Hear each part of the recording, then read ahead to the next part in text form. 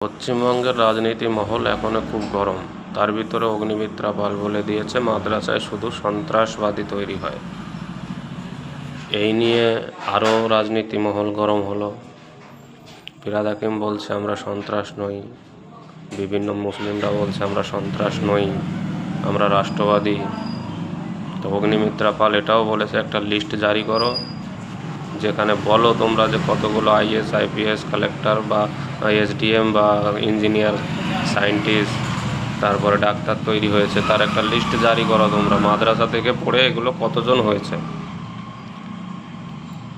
যদি লিস্ট জারি করতে পারো, আমরাও চাই যে অগ্নিমিত্রা পাল এসে ক্ষমা চেয়ে নিক বা ভুল স্বীকার করে নিক, কিন্তু তার জন্য প্রুফটা তো দিতে হবে, লিস্টটা জারি করতে হবে, করে দাও।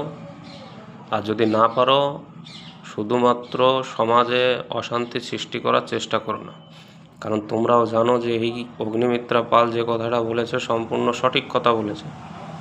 তারপরেও তোমরা অশান্তির একটা পরিকল্পনা করছো, এটা করে লাভ নেই। পারলে পরে লিস্ট দাও, প্রমাণ হয়ে যাবে, অগ্নিমিত্রা ক্ষমা চেয়ে নেবে, সব ঝামেলা মিটে গেল। অযথা অশান্তির সৃষ্টি করে লাভ নেই।